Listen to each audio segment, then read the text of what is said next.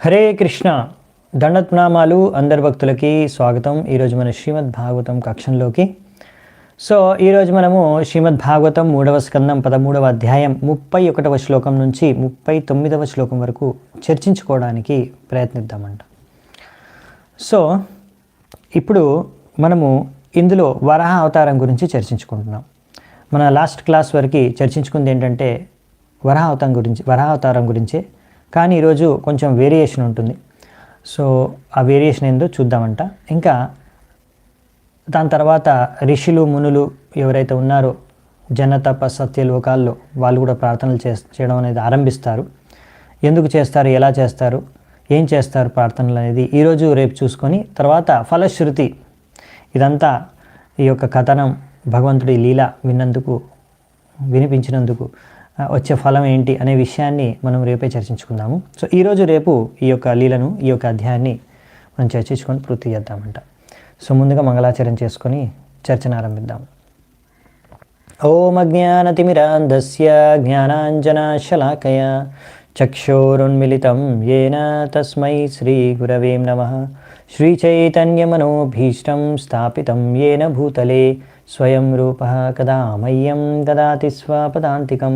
వందేహం శ్రీగురూన్ శ్రీయుతాపదకమలం శ్రీగురూన్ వైష్ణవాంశ. శ్రీరూపం సాగ్రజాతం సహగణ రఘునాథాన్వితాం తం సజీవం సాద్వైతం సావధూతం పరిజనసహితం కృష్ణ చైతన్యదేవం శ్రీరాధా కృష్ణపాదాన్ సహగణ లలిత శ్రీ విశాఖాన్వితాంశ. నమా ఓం విష్ణుపాదాయ కృష్ణప్రేష్టాయ భూతలే శ్రీమతే భక్తివేదాంత స్వామినితి నామినే. నమస్తే సారస్వతే దేవే గౌరవాణి ప్రచారిణే నిర్విశేష శూన్యవాది పాశ్చాత్యదేశతారిణే. నమో మహావదన్యాయ కృష్ణప్రేమప్రదాయతే కృష్ణాయ కృష్ణచైతన్య నామినే గౌరత్విషే నమః. హే కృష్ణ కరుణా సింధో దీనబంధు జగత్పతే గోపేశ గోపికా కాంత రాధాకాంత నమోస్తుతే. తప్తకాంచన గౌరాంగీ రాధే వృందావనేశ్వరి వృషభానుసుతే దేవి ప్రణమామి హరిప్రియే. నీలాచల నివాసాయ నిత్యాయ పరమాత్మనే బలభద్ర సుభద్రాభ్యాం జగన్నాథాయ తే నమః. వాంఛాకల్పతరుభ్యశ్చ కృపా సింధుభ్య ఏవ చ పతితానాం పావనేభ్యో వైష్ణవేభ్యో నమో నమః. జయ శ్రీకృష్ణ చైతన్య ప్రభు నిత్యానంద శ్రీ అద్వైత గదాధర శ్రీవాసాది గౌరభక్తవృంద. హరే కృష్ణ కృష్ణ కృష్ణ హరే హరే హరే రామ రామ రామ హరే హరే. హరే కృష్ణ. మనము ఈరోజు చర్చించుకుంటున్నాము శ్రీమద్ భాగవతంలోంచి 31వ శ్లోకం. స్వదంశ్రయోద్ధృత్య మహీం నిమగ్నాం సబుత్తిత సంరురుచేరిషాయ రసాయ తత్రాపి దైత్యం గదయా పతంతం సునాభసందీపిత తీవ్రమన్యు. ఇక్కడ ఏం చెప్తున్నారంటే వరాహ అవతారం అంటే శూకర రూపంలో ఉన్న ఈ భగవంతుడి అవతారం వరాహ అవతారం. ఆయన ఎంతో సునాయాసంగా ఆయన యొక్క కొరల పైన దంష్ట్రాల పైన ఈ యొక్క దంష్ట్రోద్ధృత్య ఈ యొక్క పృథ్వీని ఆయన ఈ యొక్క గర్భోదక సముద్రం నుంచి ఎత్తి ఆయన యొక్క దంష్ట్రాల పైన కొరల పైన పెట్టుకున్నాడంట ఎంతో సునాయాసంగా. అలాంటి దృశ్యం భగవంతుడు అలా పృథ్వీని తన యొక్క దంష్ట్రాల పైన పెట్టుకోవడం అనే దృశ్యం ఎంతో అద్భుతంగా ఉంది, చూడడానికి ఎంతో సౌందర్యవంతంగా ఉంది అని ఇక్కడ చెప్తున్నారు. ఇంకా మరి అలా భగవంతుడు ఈ పృథ్వీని తన నీళ్ళల్లోంచి గర్భోదక సముద్రం నుంచి తీసినప్పుడు అప్పుడు ఒక ఆటంకం వచ్చింది. ఒక రాక్షసుడు భగవంతుడిని వధించడానికి భగవంతుడితో యుద్ధం చేయతలిచి అడ్డుకోవడానికి ప్రయత్నించగా భగవంతుడు తన ఎంతో కోపం అన్నమాట. ఎంత కోపంతో అంటే ఎంత ఆగ్రహించాడంటే భగవంతుడు సుదర్శన చక్రం వంటి ఆగ్రహంతో ఆ యొక్క రాక్షసుడిని సంహరించేశారు. సో ఇప్పుడు మరి ఎక్కడి నుంచి రాక్షసుడు వచ్చేసాడు? ఎవరు రాక్షసుడు అంటే ఇక్కడ మన ప్రభుపాల్ వారు హిరణ్యాక్ష అని రాశారు. అవును కదా, వరాహావతారం వధించేది హిరణ్యాక్షుడిని, మనకు తెలుసు అనుకుంటాను. మీకు తెలియకపోతే ఇప్పుడు తెలుసుకోవచ్చు. మరి ఇంత ఫాస్ట్గా అయిపోయింది ఏంటండి దీని గురించి అంటే, దీని గురించి డీటెయిల్గా ఇంకా అధ్యాయాల కొద్దీ మనం చర్చించుకుంటాం. వరాహదేవ అవతారం ఎలా హిరణ్యాక్షుడిని వధించాడు, ఎందుకు అనే విషయాలన్నీ కూడా కొన్ని అధ్యాయాల తర్వాత రాబోతున్నాయి. విస్తృతంగా అక్కడ చర్చించుకుంటాం. ఇక్కడ చాలా సంక్షిప్తంగా ఉంది. సో మరి ఇక్కడ ఎక్కడి నుంచి వచ్చాడు హిరణ్యాక్ష? ఇంకా పుట్టలేదు కదండి అంటే, అవును, అందుకనే దాన్ని మీకు ఆ కన్ఫ్యూజన్ని క్లారిఫై చేయడానికి ఇక్కడ మనకి ఆచార్యులు తాత్పర్యాల్లో చెప్పారనమాట. ప్రభుపాల్ వారు కూడా అదే విషయం రాశారు. మన ఆచార్యులు శ్రీ జీవ గోస్వామిపాద్, శ్రీ విశ్వనాథ్ చక్రవర్తి ఠాకూర్ చెప్పింది ఏంటంటే, ఇప్పుడు ఇక్కడ మైత్రేయ ముని కొద్దిగా ఇంకొక అవతారంలో ఉన్న కొంచెం లీలలు కూడా కలిపేశారు దీంతో పాటే. సో ఎందుకంటే వరాహ అవతారం అనేది కూడా ఒకటేసారి భగవంతుడు వరాహ అవతారంలో రారు, ఎన్నోసార్లు తీసుకుంటారు. ఎందుకంటే భగవంతుడు వరాహ అవతారంలో శాశ్వతంగా ఆధ్యాత్మిక లోకంలో ఉంటారు అని అప్పుడప్పుడు రకరకాల సమయాల్లో వస్తూ ఉంటారు. ఇలా పృథ్వీని రక్షించడానికి, ఇలా అసురుల్ని సంహరించడానికి. సో అలా ఒకసారి స్వయంభూమన అవతారంలో వచ్చారు. ఒకసారి మనం మొన్న లాస్ట్ క్లాస్ వరకు చూసింది. ఇప్పుడు ఇక్కడ చర్చించుకునేది చక్షుష మన్వంతరంలో వచ్చిన అవతారం గురించి అన్నమాట. సో ఇలా రెండు కొన్ని మిక్స్ చేసి చెప్తున్నారు అనే విషయాన్ని ఇక్కడ మనకు చెప్తున్నారు. అందుకే కన్ఫ్యూజ్ అవ్వాల్సిన అవసరం లేదు. ఓకే, సో మనము 32వ శ్లోకం చూద్దామంట. సో ఎంతో సౌందర్యవంతంగా ఉంది కదా, ఎంత సౌందర్యవంతంగా ఉందనే విషయాన్ని వచ్చే శ్లోకాల్లో వర్ణిస్తున్నారు. జగానరుంధానమసహ్య విక్రమం సలీలయేభం మృగరాదివాంభసి తద్రక్త పంకాంకిత గంధతుండో యథా గజేంద్రో జగతీం విభిందం. సో ఇక్కడ ఏం చెప్తున్నారంటే, ఈ రాక్షసుడిని అయితే వధించేశారు భగవంతుడు ఈ వరాహ అవతారం. హరే కృష్ణ. ఎంతో సునాయాసంగా ఈ జలాల్లోనే వధించేశారు. ఎలాగైతే ఒక సింహం ఒక ఏనుగుని వధిస్తుందో, అలా సింహం ఎలాగైతే ఏనుగుని వధించిన తర్వాత ఆ ఏనుగు యొక్క రక్తం ఒక్కొక్కసారి సింహం యొక్క ముఖం పైన తగిలి ఉంటుంది. అలాగే భగవంతుడి పైన కూడా ఈ రాక్షసుడి యొక్క రక్తం అలా తగిలి ఉంది. అదొక అలంకరణలా కనిపిస్తుంది భగవంతుడి యొక్క ముఖం పైన. లేకపోతే ఇంకొక ఉదాహరణతో పోల్చి, లేకపోతే ఒక హాతి, అదే ఒక ఏనుగు ఎక్కడైనా ఇటు రంగు మట్టిని తవ్వినప్పుడు ఎలాగైతే ఆ రంగు మట్టిలో ఉన్న రంగు కూడా ఒక్కొక్కసారి దాని తొండంకి తగిలి ఒక కలర్ఫుల్ రెడ్ కలర్గా ఎలా కనిపిస్తుందో అలా కూడా కనిపించింది అనుకోవచ్చు. సో ఈ విధంగా ఇక్కడ భగవంతుడి సౌందర్యాన్ని వర్ణిస్తున్నారనమాట. ఇప్పుడు ఇంకా చెప్తారు దాని గురించి. తమాల నీలం సితదంత కోట్య క్షమాముత్క్షిపింతం గజలీలయాంగ ప్రజ్ఞాయ భర్తాంజలయోనువాకైర్ విరించి ముఖ్య ఉపతష్టురీష. సో ఇక్కడ ఏం చెప్తున్నారంటే, భగవంతుడు ఇలా ఒక ఏనుగుతో పోల్చి చెప్పారు కదా. ఇక్కడ ఒక ఏనుగులాగా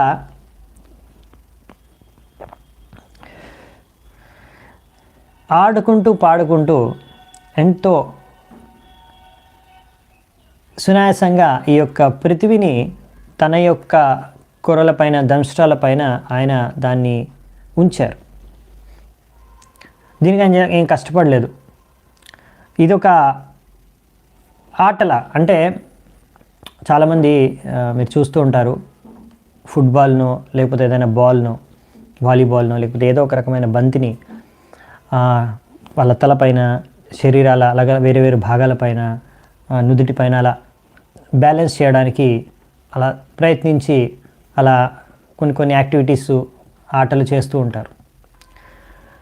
సో ఆ విధంగా అనుకోండి. సో భగవంతుడు, కానీ ఇక్కడ భగవంతుడు ఏదో చిన్న ఫుట్బాల్నో చిన్న బంతినో కాదనమాట, మొత్తం పృథివీనే ఆయన తన కొరలపైన, తన దంష్ట్రాలపైన ఆయన బ్యాలెన్స్ చేస్తున్నారనమాట.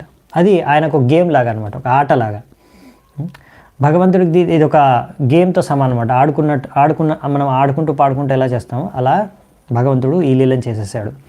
ఆ విధంగా ఆట ఆడుకుంటున్నట్టుగా ఈ పృథ్వీతోని బంతి ఆట ఆడుతున్నట్టుగా అని ఆడుకుంటూ తన యొక్క కొరలపైన స్థాపించాడు, పృథ్వీని బ్యాలెన్స్ చేస్తున్నాడు. అంతేకాకుండా ఆ సమయంలో మీరు చూస్తే భగవంతుడి యొక్క అవతారం యొక్క రంగు ఎలా ఉందనేది తమాల నీలం, తమాల వృక్షం యొక్క నీలి రంగు భగవంతుడికి కూడా, భగవంతుడి కృష్ణుడి యొక్క శరీరం రంగును కూడా మనం తమాల వృక్షంతో ఉన్న రంగుతో పోలుస్తాం. సో అలా అంటే భగవంతుడి రంగు, అసలైన రంగు ఏదైతే తమాల నీలం ఉందో అది ఇప్పుడు వరాహదేవుడు ఆ యొక్క రంగుని అక్కడ చూపిస్తున్నాడు. ఆ రంగు ఉంది. ఈ రంగును చూసి అక్కడున్న ఋషులు మునులందరూ కూడా సత్య తపజన లోకాల్లో అర్థం చేసుకున్నారు. ఆల్రెడీ అర్థమైంది. అంటే ఇప్పుడు ఇక్కడ ఈ లీలలో ఇప్పుడు మళ్ళీ వాళ్ళకి 100% కన్ఫర్మ్ అయిపోయారన్నమాట, ఈ విష్ణు అవతారమే అని.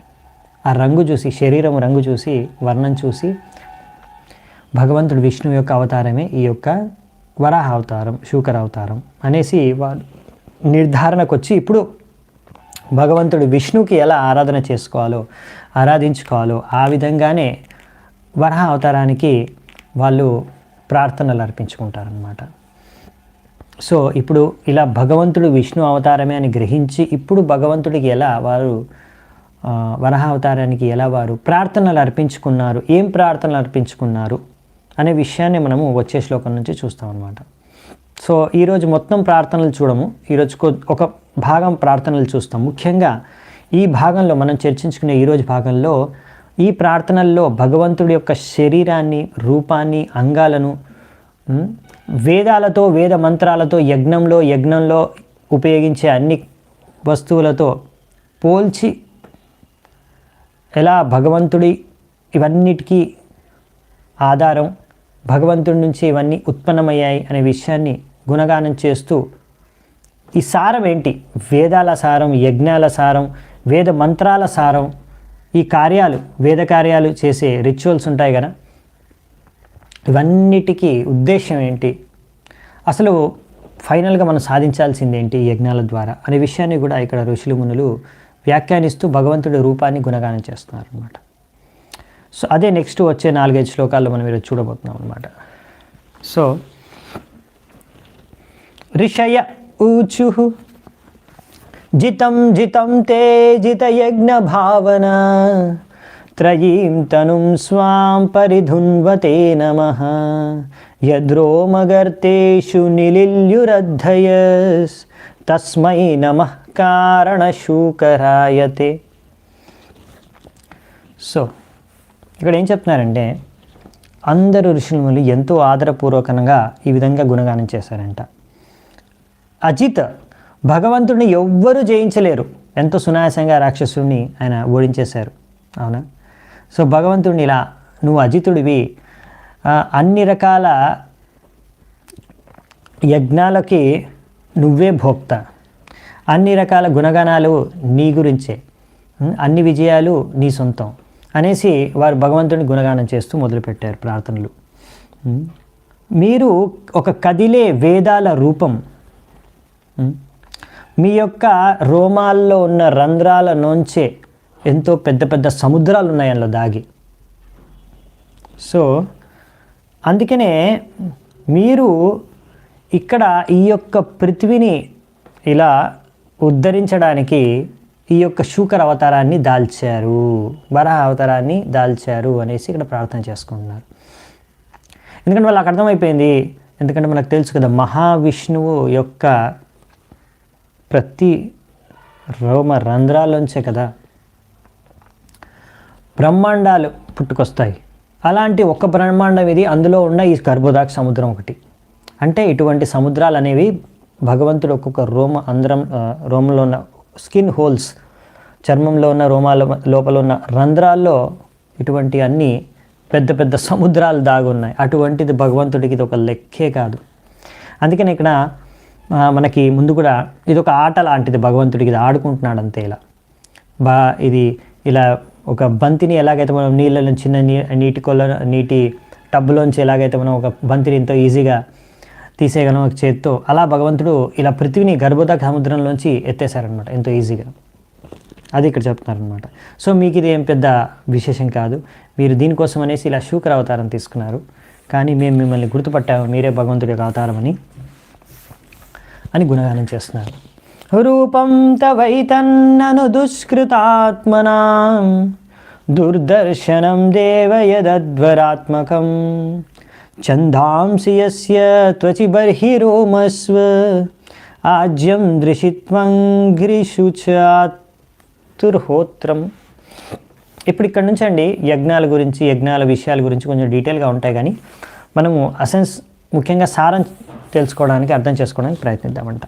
ఇప్పుడు ఇక్కడ ఏం చెప్తున్నారంటే, మీ యొక్క రూపాన్ని ఆరాధించడమే ముఖ్యమైన లక్ష్యం అన్ని యజ్ఞాలకి అనేది మొదటి పాయింట్ ఇక్కడ. కానీ ఎవరైతే ఈ విషయాన్ని అర్థం చేసుకోలేరో, మీ రూపాన్ని దర్శించుకోలేరో, మీకు రూపం ఉందనే విశ్వసించరు, అటువంటి వారి మూర్ఖులు. వారికి ఈ విషయం అర్థం కాదు. అన్ని వేద మంత్రాలు, ఛందాంసి అంటే గాయత్రి మంత్రం, ఇంకా మిగతా ఎంతో మంచి మంచి ఛందాల్లో ఉండే ఎన్నో రకాల వేద మంత్రాలు అన్నీ కూడా మీ యొక్క త్వచ, మీ యొక్క స్కిన్, చర్మం నుంచి ఉత్పన్నమైనవే. మీ యొక్క రోమాల్లో, మీ యొక్క స్కిన్ పైన ఉన్న, శరీరం పైన ఉన్న రోమాల నుంచే ఈ కుష గ్రాస్తో సమానం. అది కుష గ్రాస్ ఉంటుంది కదా, కుష గ్రాస్తో సమానం, కుష గడ్డితో. సో అలాగే మీ యొక్క కళ్ళల్లోంచే నెయ్యి ఉద్భన్నమవుతుంది. అంటే ఇక్కడ మనకి చాతుర్హోత్రం అంటే ఈ యొక్క యజ్ఞంలో నలుగురు హోత్ర కావాలి కదా, నలుగురు మనుషులు. మనం రామాయణంలో కూడా చర్చించుకున్నాం, మీరు గుర్తుంటే. ఒకరు మంత్రాలు చదువుతారు, ఒకరు యజ్ఞంలో అన్ని పదార్థాలు వేస్తుంటారు, ఇంకొకరు మొత్తం ఓవర్సీ చేస్తారు, ఇంకొకరు. సో ఈ విధంగా 4 రకాల ప్రీస్, చాతుర్హోత్రం, ఇవన్నీ కూడా మీ 4 కాళ్ళతో సమానం. వాళ్ళ అంటే మీ 4 కాళ్ళ నుంచి వాళ్ళు ఉత్పన్నమయ్యారు. అంటే ఒక వేదాలు యజ్ఞాన్ని మీ శరీరంతో పోలిస్తే ఇలా పోలుస్తున్నారు అనమాట. సో ఇవన్నీ కూడా భగవంతుడి శరీరం నుంచి అభిన్నం, ఇవన్నీ భగవంతుడి శరీరం నుంచి ఉత్పన్నమయ్యాయి అనే విషయాన్ని ఇక్కడ వ్యక్తం చేస్తున్నారు. సో ఇక్కడ ఏంటంటే, థ్యాంక్ యూ, కుషాగ్రాస్ని దర్భా వడ్డు అంటారు. థ్యాంక్ యూ, దర్భా వడ్డు, దర్భా గ్రాస్. సో వేదవాది అని భగవద్గీతలో కొంతమందిని వర్ణించారు. వాళ్ళు ఏంటంటే ఏం వాదిస్తారంటే, వేదాలే అన్నిటికన్నా ముఖ్యమైనది, అంతే. వేదాలపైన ఇంకేం లేదు. వేదాల్లో చెప్పారు యజ్ఞాలు చేయాలంతే, యజ్ఞాలు అంతే, అదే ముఖ్యమైనది. అసలు యజ్ఞాలు ఎవరి కోసం చేస్తున్నారు? అరే భగవంతుడిని ఆరాధించుకోవడం కోసం, భగవంతుడిని సంతృప్తిపరచడం కోసం మనం యజ్ఞాలు చేస్తున్నాము. అలా భగవంతుడిని సంతృప్తిపరిస్తే మన ఆధ్యాత్మిక ఉన్నతి జరుగుతుంది, అందుకే మేము యజ్ఞాలు చేస్తున్నాము. అవన్నీ కాదనమాట, యజ్ఞాలు చేయడమే ముఖ్యం వాళ్ళకి, అంతే. సో అటువంటి వారు ఎవరైతే భగవంతుడి రూపాన్ని, భగవంతుడినే విశ్వసించారో, కానీ యజ్ఞాలు వేదాలు మాత్రం చదువుతూ ఉంటారు, యజ్ఞాలు మాత్రం చేస్తూ ఉంటారే, అటువంటి వాళ్ళని మూర్ఖులుగా ఇక్కడ గుర్తించారనమాట. వారి గురించి ఇంకా నెక్స్ట్ శ్లోకంలో ఇంకా తాత్పర్యంలో ప్రభుపాల ద్వారా ఇంకా చెప్తారు. స్రక్తుండ ఆసిత్ శ్రువ ఈశనాశయోర్ ఇడోదరే చామసకర్ణరంధరే ప్రచిత్రం ఆస్యేగ్రసనేగ్రహాస్తుతే యచ్చర్వణం తే భగవన్ అగ్నిహోత్రం. ఇక్కడ ఇంకా రకరకాల భగవంతుడి యొక్క అంగాలని ఈ యొక్క యజ్ఞం, అగ్నిహోత్రంతో పోల్చి చెప్తున్నారు. భగవంతుడి యొక్క నాలిక నుంచి అది ఇక్కడ పోలుస్తున్నారు. స్రక్, సాక్రిఫిషియల్ ల్యాడిల్, స్రక్, శృవ, ఇవన్నీ ఇంకా అంటే మనకి ఇప్పుడు యజ్ఞంలో పదార్థాలు, ఇప్పుడు నెయ్యి ఇంకా మిగతా పదార్థాలు ఉంటాయి కదా, అవన్నీ యజ్ఞం కుండంలో అంటే అగ్నిహోత్రంలోకి వేస్తాం కదా, దానికి వేరే స్పూన్స్, వుడెన్ స్పూన్స్ ఏవైతే ఉంటాయో వాటిని స్రక్, శృవ ఇవన్నీ అంటారు అన్నమాట. డిఫరెంట్ సైజెస్ ఉంటాయి అందులో, డిఫరెంట్ పర్పస్కి, ఒకటి నెయ్యి వేయడానికి, ఇంకోటి వేరే పదార్థం వేయడానికి అలా ఉపయోగిస్తూ ఉంటారు, కొన్ని ట్రాన్స్ఫర్ చేయడానికి అలా. సో నెక్స్ట్ వచ్చేసి నాస్యోర్, అవునా. సో నాసికం నుంచి వచ్చేస్తుంది, నాసికం నుంచి నాలిక నుంచి ఇవన్నీ ఉత్పదించాయి. భగవంతుడి యొక్క కడుపు నుంచి ఉదరే చమస, ఓకే, ఓ కరణ, చమస కరణ, నాసయోర్ ఉదరే. సో ఇక్కడ ఇంకా చాలా ఇచ్చారు కదా. కడుపు నుంచి వచ్చేసి రకరకాల పాత్రలు, చమస, ఇవన్నీ ప్రశ్రిత్ర, సోమ, ఇవన్నీ పాత్రలు అనమాట. ఇవన్నీ కూడా భగవంతుడి యొక్క కడుపు, చెవులు, మూతి నుంచి ఇలా ముఖం నుంచి వచ్చాయంట. ఇంకా భగవంతుడి యొక్క కంఠం నుంచి, త్రోట్ నుంచి సోమ ప్లేట్స్, అంటే కొన్ని అది కూడా పాత్రలే, ప్లేట్లు కావాలి కదా. సో బేసికల్లీ ఏంటంటే యజ్ఞం చేయడానికి 4 వ్యక్తులు కావాలి, 4 హోత్రాలు కావాలి, ప్రీస్ట్ కావాలి, మరియు అగ్నిహోత్రం, మధ్యలో అగ్నిహోత్రం ఉంటుంది, రకరకాల పదార్థాలు కావాలి, నెయ్యి, ఇంకా వేరే వేరే పదార్థాలు, రకరకాల పాత్రలు కావాలి.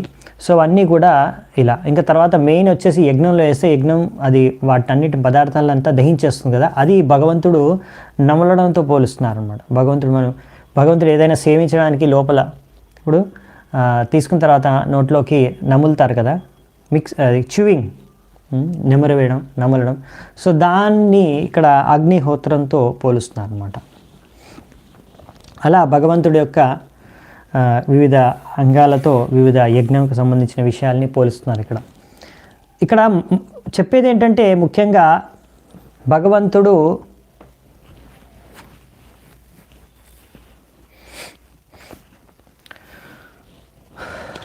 యాక్చువల్లీ యజ్ఞాలన్నిటికీ కూడా మెయిన్ ఏంటంటే ముఖ్యమైన ఆధారం, ముఖ్యమైన మూలం అనేది భగవంతుడి రూపం.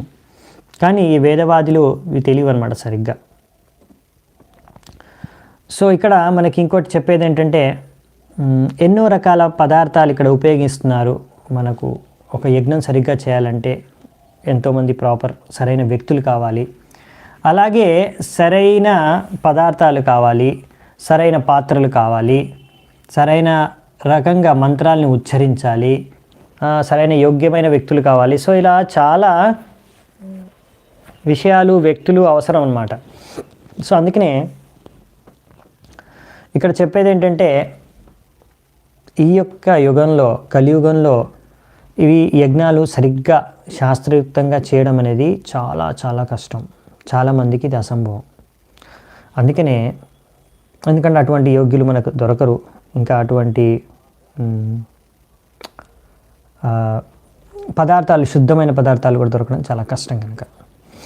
సో ఇంకా మంత్రాలు ఇవన్నీ కూడా సరిగ్గా ఉచ్చారణ ఇవన్నీ చాలా ఉంటాయన్నమాట. సో అందుకనే మనకు ఈ కలియుగంలో మన శాస్త్రాలు చెప్పింది ఏంటంటే, మన ప్రభుపాల్ వారు ఇక్కడ రాసింది ఏంటంటే, ఈ కలియుగంలో ముఖ్యంగా మరి ఏ యజ్ఞం చేయాలి అంటే సంకీర్తన యజ్ఞం మాత్రమే చేస్తే సరిపోతుంది, ఇంకా వేరే ఏం చేయాల్సిన అవసరం లేదని ప్రభుపాల్ వారు రాస్తున్నారు. వన్ షుడ్ పెర్ఫార్మ్ సంకీర్తన యజ్ఞ and nothing more in this age of కలి. ఈ కలియుగంలో మీరు సంకీర్తన యజ్ఞం తప్ప ఇంకా వేరే యజ్ఞం చేసే అవసరం లేదు. మీరు చేయాలనుకుంటే చేసుకోవచ్చు, కానీ మీకు అర్థం కావాల్సిన విషయం ఏంటంటే, మీరు ఎన్ని యజ్ఞాలు చేసినా దానంతా ఫలితం కూడా, ఎన్ని యజ్ఞాలు ఉన్నాయండి ఈ యొక్క ప్రపంచంలో, ఎన్ని రకాల యజ్ఞాలనే ఉండండి ఇవన్నీ, ఎక్కడెక్కడ ఎన్ని యజ్ఞాలు చేస్తున్నా, ఎవరు చేసినా సరే అండి, అన్ని యజ్ఞాల కన్నా ముఖ్యమైనది ఏంటంటే భగవంతుడి నామం, సంకీర్తనం. సంకీర్తనం అంటే మనం సాంగత్యంలో, భక్తుల సాంగత్యంలో కీర్తన చేయడం. సో భక్తులందరూ కలిసి కీర్తన చేయడం, ఎంత శుద్ధంగా కీర్తన చేస్తే. అందుకనే మనము శుద్ధ భక్తులు మరియు ఇలా మంచి సాధువుల్ని సాంగత్యంలో మనం కీర్తన చేయాలి. ఆ విధంగా అందుకనే ప్రతి ఒక్కరు కూడా ఇప్పుడు ఇంట్లో యజ్ఞం చేయడానికి సంభవం కాదేమో, ప్రతి ఒక్కరూ ఇలాంటి పెద్ద పెద్ద యజ్ఞాలని ఆయోజన చేయడం సంభవం కాదేమో, చేసేవాళ్ళు కూడా లేరు. సో అలాంటప్పుడు కనీసం ఇలాంటి కీర్తన, ప్రతి ఒక్కరు ఇంట్లో కీర్తన చేయొచ్చు. దాన్ని ఇంకా బాగా కీర్తన బాగా జరగాలి, శుద్ధత పెరగాలి, ఇంకా బాగా శుద్ధమైన నామాన్ని జపించాలి, కీర్తన చేయాలంటే మీరు మంచి భక్తుని, శుద్ధమైన భక్తుల్ని మీ ఇంటికి ఆహ్వానించి కీర్తన చేయొచ్చు. లేకపోతే చాలామంది భక్తులు మీ ఇంటికి ఆహ్వానించి సంకీర్తన చేయొచ్చు. లేకపోతే మీరు ఇంటి నుంచి బయటికి వెళ్ళి కూడా నగర సంకీర్తన చేయొచ్చు. ఏ విధంగా అయినా సరే భగవంతుడి నామాల్ని, గుణరూప లీల మహిమల్ని గుణగానం చేయడం, అదే సంకీర్తన యజ్ఞం. అందుకే మనం రకరకాల భజనలు, కీర్తనలు చేస్తాం కదా, ఇవన్నీ ఏంటివంటే భగవంతుడి గుణగానం చేయడం. ఒక రకంగా భాగవతం కూడా మనం ఏదైతే చర్చించుకుంటున్నాం ఇది కూడా భగవంతుడి యొక్క గుణగానమే, కీర్తనని. సో ఇవన్నీ కీర్తనల్లో భాగమే. భాగవతం చర్చ, భాగవతం పఠించడం కూడా కీర్తన ప్రభుపాల్ వారు మనకు చెప్తారు ఇలా. సో మనకి యజ్ఞం ప్రతి ఒక్కరూ కలియుగంలో చేయవచ్చు. చాలామంది ఒక్కొక్కసారి మన ఒక అపోహ ఏంటంటే అయ్యో ఇది సరిపోతుందా, ఓన్లీ హరే కృష్ణ మహామంత్రం జపిస్తే సరిపోతుందా, ఓన్లీ భాగవతం చదువుకుంటే సరిపోతుందా, ఓన్లీ భాగవతం వింటే సరిపోతుందా, నగర సంకీర్తన హరినామ సంకీర్తన చేస్తే సరిపోతుందా, పెద్ద పెద్ద యజ్ఞాలు చేయాలి కదా, చాలా పెద్ద పెద్ద యజ్ఞాలు. సో అంత పెద్ద పెద్ద యజ్ఞాలు ఇప్పుడు చేసే అవసరం లేదు, మీరేం మిస్ అవ్వట్లేదు. దానివల్ల మీకు ఎంత లాభం వస్తుందో అంత లాభం కూడా. అసలైన లాభం ఏంటి ఇప్పుడు మనకు నెక్స్ట్ అదే చెప్పబోతున్నారు వచ్చే శ్లోకాలు. అసలు ఎందుకు ఇన్ని యజ్ఞాలు చేయడం, ముఖ్యమైన ఉద్దేశం ఏంటి? సో ఇక్కడికి ఇది మన ప్రభుపాల ద్వారా తాత్పర్యంలో రాసిందే కాదు, ఇది శాస్త్రాల్లో రాసింది. భాగవతంలోనే 11వ స్కందంలో ముఖ్యంగా చెప్తారు. ఈ కలియుగంలో శ్రీ చైతన్య మహాప్రభు భగవంతుడి యొక్క అవతారాన్ని ఎవరైతే మేధావి అయిన భక్తులు, తెలివైన వ్యక్తులు ఉంటారో వాళ్ళందరూ కూడా సంకీర్తన యజ్ఞం చేసి భగవంతుడిని, శ్రీ చైతన్య మహాప్రభు యొక్క రూపంలో వచ్చిన అవతారాన్ని సంతృప్తి చేయడానికి ప్రయత్నిస్తారు అని 11వ స్కందంలో ఉంది. అప్పుడు వచ్చినప్పుడు చూద్దామంట.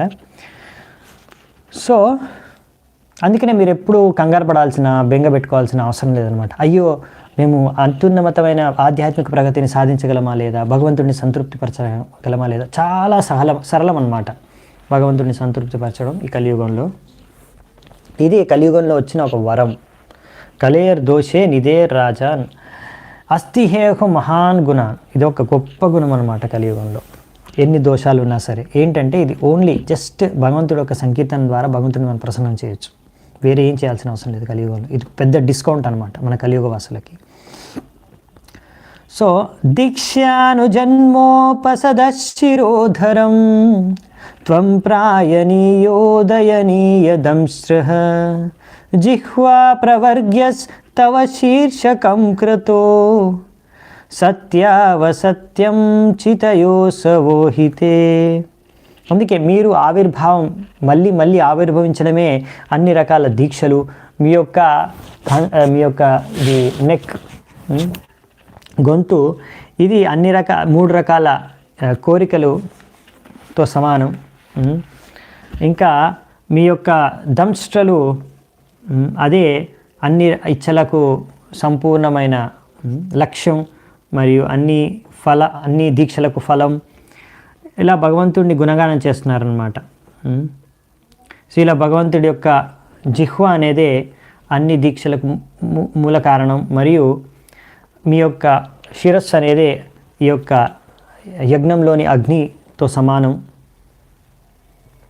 సో అందుకే మీ యొక్క శిరస్సుని, మిమ్మల్ని, మీ యొక్క శరీరాన్ని ఆరాధించాలి మేము. ఈ విధంగా ఇక్కడ చెప్పుకుంటూ మీ యొక్క ఈ గొప్పతనాన్ని, భగవంతుడి యొక్క రూపాన్ని ఇక్కడ వర్ణిస్తున్నారనమాట. సోమస్తురేత అవస్థితి సంస్థా విభేదాస్తవ దేవధాతవ సత్రాణి సర్వాణి శరీర సంధిస్ త్వం సర్వయజ్ఞ క్రతురిష్టి బంధన. సో దీని యొక్క అర్థం ఏంటంటే భగవంతుడి యొక్క ఇక్కడ వీర్యాన్ని సోమయజ్ఞంతో పోలుస్తున్నారు. ఇలా భగవంతుడి యొక్క గ్రోత్ దాన్ని ఇక్కడ పొద్దున్నే లేవగానే చేయాల్సిన రకరకాల సంధ్యావందనం ఇంకా మిగతా రిచువల్స్తో పోలుస్తున్నారు. భగవంతుడి యొక్క త్వచ్, స్కిన్ టచ్, దీంట్లోంచే 7 రకాల యజ్ఞాలు చేయవలసినవి పోలుస్తున్నారు. భగవంతుడి యొక్క అన్ని జాయింట్స్, బాడీలో జాయింట్స్ ఉంటాయి కదా, అవన్నిటిని కూడా ఇక్కడ 12 రోజులు యజ్ఞంలో చేయవలసిన కార్యాలతో పోలుస్తున్నారనమాట. సో ఈ విధంగా బేసికలీ అన్ని యజ్ఞాలకి మీరే భోక్త. సోమ, అసోమ అన్ని యజ్ఞాలకి మీరే భోక్త అని ఇక్కడ చెప్తున్నారనమాట. అంటే ఇక్కడ 7 రకాల యజ్ఞాలు ప్రతి ఒక్కరు ఎవరైతే వైదిక సంస్కృతిని పాటిస్తున్నారో వారు 7 రకాల యజ్ఞాలు చేయాలంటే ప్రతి ఒక్కరు. అగ్నిష్టోమ, అత్యాగ్నిష్టోమ, ఉక్త, షోడశి, వాజ్పేయ, అతిరాత్ర, ఆప్తోర్యామ, ఇలా 7 రకాల యజ్ఞాలు మనము చర్చించుకున్నాము. మీరు చూస్తారు రామాయణంలో ఎన్నో యజ్ఞాలు జరుగుతాయి. ఎందుకంటే అప్పుడు త్రేతాయుగంలో యజ్ఞం అనేది ఇలా ఈ విధంగా అగ్నిహోత్రాలు, రకరకాల అగ్నిష్టోమ, అత్యాగ్నిష్టోమ, షోడశి, వాజ్పేయి, ఇవన్నీ డిఫరెంట్ యజ్ఞాస్ ఏవైతే ఉన్నాయో అవన్నీ త్రేతాయుగంలో, ముఖ్యంగా యుగధర్మం వచ్చేసి యజ్ఞాల మాధ్యంతోనే. ఎలాగైతే సత్యుగంలో యుగధర్మం వచ్చేసి తపస్సు, ధ్యానం, ముఖ్యమైన ధ్యానం మాధ్యంతో ఎన్నో వేల సంవత్సరాలు ధ్యానం చేయడం. అదైతే త్రేతాయుగంలో యజ్ఞాలు. అవునా? విగ్రహారణ అనేది ముఖ్యంగా మందిరాల్లో అనేది ముఖ్యమైనది ద్వాపర యుగంలో. ఇప్పుడు కలియుగంలో ముఖ్యమైన విధి విధానం ప్రతి ఒక్కరూ ఇప్పుడు పై 3 కూడా సరిగ్గా చేయలేరు. ఎందుకంటే దానికి ఎన్నో యోగ్యత, లక్షణాలు, నిబంధనలు, చాలా క్వాలిఫికేషను, చాలా అవసరం అన్నమాట. అవన్నీ కూడా అంత సరళమైనవి కావు ఇప్పుడున్న కలియుగ వాసులకి. అందుకనే ఈ యొక్క యజ్ఞాల లక్ష్యం ఏమిటి అసలు అనేది ఇక్కడ లాస్ట్లో ఈ ఋషిమునులే చెప్తున్నారు. ఏమని? నమో నమస్తే కిల మంత్రదేవత ద్రవ్యాయ సర్వాకృతవే క్రియాత్మనే వైరాగ్య భక్త్యాత్మజయానుభావిత జ్ఞానాయ విద్యా గురవే నమో నమః. ఇక్కడ 2 సార్లు నమో నమస్తే అని స్టార్ట్ చేసి మళ్ళీ నమో నమః అంటే 2 వాళ్ళు మళ్ళీ పదే నమస్కరిస్తున్నారు భగవంతుని. ఎందుకు? ఎందుకంటే అన్ని ప్రార్థనల ద్వారా, అన్ని యజ్ఞాల ద్వారా, అన్ని యజ్ఞ మంత్రాల ద్వారా, అన్ని యజ్ఞ పదార్థాల ద్వారా ఆరాధించవలసింది మిమ్మల్ని. అందుకే మేము మీకే నమస్కరిస్తున్నాము. మా నమస్కారాల్ని, మా ప్రణామాల్ని స్వీకరించండి. సో మిమ్మల్ని అర్థం చేసుకోవడం ఎలా అంటే శుద్ధమైన చేతన. ఏ చేతన అయితే భౌతిక విషయాల ద్వారా కలుషితం కాకుండా సంపూర్ణంగా భౌతిక విషయాల పట్ల నుంచి ముక్తి పొంది శుద్ధమైన చేతనతో ఉన్నవారు మాత్రమే మిమ్మల్ని అర్థం చేసుకోగలరు. అలా అర్థం చేసుకోవడానికి సరైన జ్ఞానం అనేది భక్తి యోగం మాధ్యంతోనే ఒక వ్యక్తికి లభిస్తుంది. దాన్ని శిక్షణ ఇచ్చే మీరే దానికి భక్తి యోగ శిక్షణకు గురువులు. అందుకే మీకే మేము నమస్కారం, మా ప్రణామాలు అర్పించుకుంటున్నాం. చూడండి, ఇక్కడ చాలా మంచి సైన్స్ ఇది మంచి లాజిక్, క్లియర్ అన్నమాట. ఇక్కడ ఇన్ని యజ్ఞాల గురించి ఇన్ని యజ్ఞాలు వాళ్ళు క్లియర్గా తెలుసు వాళ్ళందరికీ, ఋషులు మునులు. వాళ్ళు ఏమంటున్నారు ఇక్కడ చూసారా? అన్ని యజ్ఞాలు ఉన్నాయి, అన్నీ సరే బాగానే ఉన్నాయి, కానీ ఎందుకు ఇవన్నీ చేయడం? దీని ద్వారా ఏం జరుగుతుందంటే మాకు భక్తి చేసుకోవడానికి మీ దగ్గర నుంచి మాకు కృప లభిస్తుంది, మేము భక్తి చేసుకోగలం. అంటే అన్ని యజ్ఞాల ద్వారా, అన్ని మార్గాల ద్వారా ఒక వ్యక్తి చేయవలసింది అంతిమంగా ఏంటి అంటే భక్తి మాత్రమే. ఎందుకంటే ఆ భక్తి ద్వారానే ఒక వ్యక్తి తన యొక్క భౌతిక కలుషితం, ముఖ్యంగా భౌతిక కలుషితం ఏంటంటే ఆసక్తి, అంతే కదా. ఆసక్తి, ఇంకా భౌతిక విషయాలు, భౌతిక వస్తువులు, భౌతిక శరీరం, భౌతిక ప్రపంచం పట్ల, ఏవో ఒక విషయాల పట్ల ఆసక్తి అనే దాని నుంచి మనం ముక్తం అవ్వాలి. అదే కలుషితం అన్నమాట. ఆ కలుషితం ముక్తం అవ్వడం అంటే భౌతికంగా వైరాగ్యాన్ని మనకు సంపాదించుకోవడం. అది ఎలా సంపాదించుకోగలమంటే మనము భక్తి మాధ్యంతోనే. అందుకనే మరి భక్తి యొక్క శిక్షణ, దీని గురించే భగవంతుడు కూడా చెప్తారేమని, తేషాం సతతయుక్తానాం భజతాం ప్రీతిపూర్వకం దదామి బుద్ధి యోగం తం ఏన మాం ఉపయంతి. ఇది భగవద్గీతలో 10వ అధ్యాయంలో 10వ నంబర్ శ్లోకం. ప్రభుపాల్ వారు ఇక్కడ కోట్ చేశారు. ఇక్కడ ఏం చెప్పారంటే, ఎవరైతే ఒక వ్యక్తి ఎలా మరి మనం అన్ని రకాల భౌతిక ఆసక్తులు, ఆ చింతనలు నుంచి ముక్తం అవ్వగలమంటే భక్తి చేసుకొని. ఎప్పుడైతే మనము ఇలా శుద్ధ చేతనతో ఎంతో ప్రీతిపూర్వకంగా సతతం యుక్తానాం, ఒకసారి మాత్రమే కాదు, మనం నిత్యం భక్తి చేసుకుంటూ ఉండాలి, కంటిన్యూస్గా ప్రీతిపూర్వకంగా. ఎప్పుడు భగవంతుడే మనకి సరైన బుద్ధిని ప్రసాదిస్తాడంట. ఎలా మనము భగవంతుడిని చేరుకోవచ్చు అనే విషయాన్ని. సో అదనమాట. సో చాలా ఈజీ అనమాట ఇది. మనం ఏంటంటే ముఖ్యంగా మనం రేపు కూడా చూస్తాము ఈ పాయింట్ని. ప్రభుపాల్ ద్వారా రాస్తారు తాత్పర్యంలో. రేపు ఒక మంచి పాయింట్ ఉంది, అది రేపే చర్చించుకుంటాం దాని గురించి. ఇప్పుడు మనకు సమయం అయిపోయింది. సో ముఖ్యంగా ఇక్కడ మనకు అర్థమైంది ఏంటంటే, తాత్పర్యంలో కంక్లూడ్ చేసింది ప్రభుపాల్ వారు, అన్నిటికీ అంటే ఫైనల్ సారం ఏంటి? ఏమైనా మీరు యజ్ఞాలు చేయండి, ఏమైనా తపస్సులు చేయండి, ధ్యానాలు చేయండి, ఆరాధనలు చేయండి, అన్నిటికీ మూలం ఏంటంటే అసలు భక్తి, కృష్ణ ప్రేమను సంపాదించుకోవడమే. ఎందుకంటే ఈ భక్తి మాధ్యంతోనే, భక్తియుక్తమైన కృష్ణుడి పైన ప్రేమతోనే మనం కృష్ణుడిని అర్థం చేసుకోగలం, భగవద్ధామానికి వెళ్ళగలం. వేరే ఏ మార్గం లేదు అనేదే ఇక్కడ మనకి అర్థమవుతుందన్నమాట. అందుకే మనం భగవంతుడిని ఆరాధిస్తాం. సో ఇక్కడే నేను ఈరోజు చర్చను ముగిస్తాను.